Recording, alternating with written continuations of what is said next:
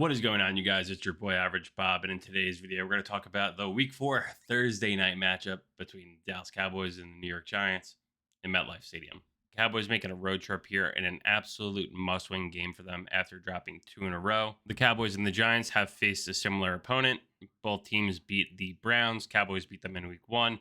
Then the Cowboys lost to the Saints at home, followed by the Ravens at home. The Saints game was kind of a blowout game.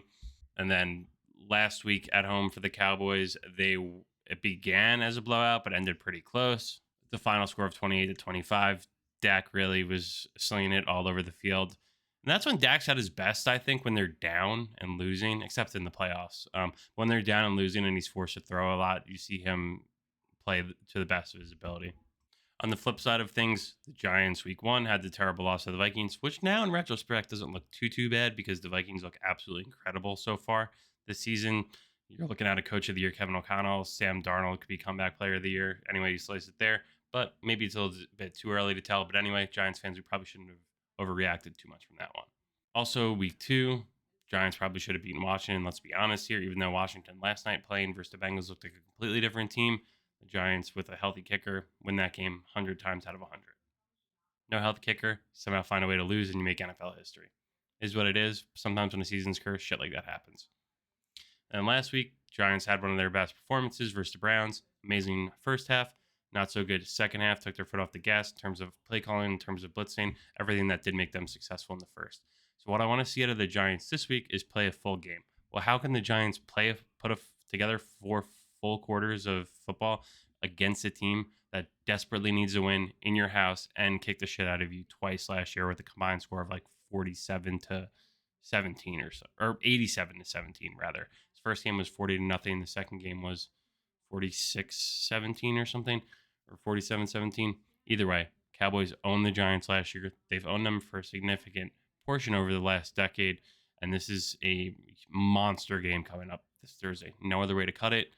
This is biggest game of the season so far for both teams' divisional opponents. Giants need to prove that they belong. Cowboys desperately need a win. And, traditionally, I would say the Cowboys coming in the MetLife Stadium, they usually would get a bye week because the Giants would lay over and die very early, and it wouldn't even be that competitive.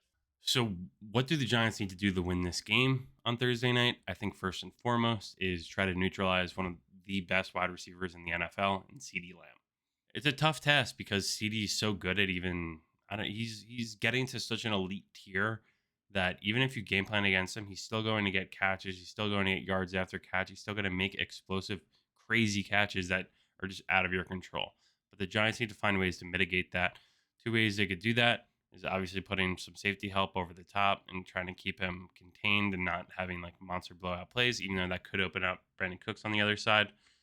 And the other side of things has got to be keep applying pressure, keep blitzing, even though Jonathan Vilman during the broadcast for the Browns game last Sunday kept talking about how the Giants defense isn't blitzing. They usually sit back. So what approach are the Giants going to take in this one? I guess we'll have to see Thursday night from a defensive standpoint. I would like to see Burns continue to play well like he did last game. Thibodeau even played okay. Dexter's playing amazing. And then the last Mustang, Elijah Chapman, also played great too. So which does seem like a plus matchup for the Giants, who haven't really been able to stop the run so far this year.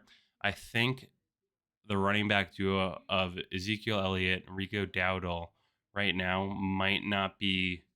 They just don't seem enough, or they're like in sync with what they're trying to do with their game plans through 3 games so far this season. Now, granted, I will say with a grain of salt, the Giants don't have a good rushing defense. And that's something that the Cowboys might potentially be able to exploit, where you might see Zeke hit the fountain of youth or Rico Dowdle have a breakout game. Shit, the Giants used to play terrible against little tiny running backs like Boston Scott. So maybe, I don't even know, is Deuce Vaughn still on the team? Maybe he gets going there. I don't know. Yeah, he's still there. 5'6", 176. On the other side of the ball, I just spoke about CeeDee Lamb. The Giants had their best performance from Malik Neighbors, rookie wide receiver, against the Browns, and it was special. I'm super excited to see what he could do. Again, he's going to start attracting the best cornerbacks, even though, there's no one else in this Giants offense at the wide receiver position that should be overly concerning, where you should have your best corner covering someone else. I think from the get-go, it had always been, you got to try and stop Neighbors. Now, the Giants are going to have to figure out plays similar to what McCarthy does with the Cowboys to get CeeDee Lamb involved. The Giants are going to have to do that with Malik Neighbors. Hopefully, we don't see one of those bullshit on the 5-yard line doing like a reverse pass, because I think we're good enough at this point to get away from those gadgety wonky plays. But who knows? Another huge factor going into this game is the quarterback play. Dak Prescott signed a monster deal this offseason, has been looking okay so far. Not that great in week 2. Bounced back in the second half of week 3, so not playing really a true complete game so far. And then on the flip side of things, Daniel Jones looked terrible against the Vikings, looked better against the Commanders. They did score 3 touchdowns. And then last week versus the Browns, probably had his most efficient, best game that I've seen him play in a very long time, where you're like, is Daniel Jones back? What the hell am I watching right now? Don't do this to me. I kind of want to hate you and want you to leave. Now you're playing like this. But in primetime games, Daniel Jones has a horrific record. The Cowboys just have destroyed him, and it's like all eyes are going to be on him. It's a national game. If he doesn't play well, everyone's going to continue to rip on him, continue to make fun of him, continue to make fun of the Giants, continue to say, I mean, let's just be clear, he's not the guy. But if he could help us beat the Cowboys, I would love him for that. He did have 2 bad passes last week, too. The one that Theo Johnson in the back of the end zone that, I think he's got to catch it as an NFL tight end now, but he also didn't make it. Daniel Jones didn't make it easy for him to catch that pass. And then the other one, Malik Neighbors touchdown, where he 360, got 2 feet in barely. He's got to have better throws than that, considering he was pretty wide open. I am filming this Tuesday morning. Dropped off the average baby at daycare. Want to just get this done before the workday starts. Busy week coming up. So from a injury standpoint, there is DeMarcus Lawrence, questionable. I don't know about the rest of these guys too much. Cam Carson, Marquise Bell, Jordan Phillips, Darrell Johnson. The final 2 on the IR. The other one's questionable. So overall, pretty healthy Cowboys team going into this game on a short week, even though they had a later game on Sunday. It was a 4:25 game kickoff, but I guess 3:25 local time. So lose an hour coming over. Then on the Giants side of the ball from injuries, you're looking at Mike McFadden, Nick McLeod, Dexter Lawrence questionable, but he'll definitely play because he's Dexter Lawrence. Dory Jackson questionable, Drew Phillips questionable. Drew Phillips, Giants did lose him. I don't know. It felt like early on in this game. I don't know exactly when he came out, but Drew Phillips is looking like a bright spot so far this season. He plays great defense. He looks thick. He looks big, and he's good at stopping guys. I just realized I have something on my shirt the entire time. Damn it. So Cowboys fans will have fun making fun of me for whatever. So coming down to it, the Cowboys are -4.5 on the line in Vegas this week.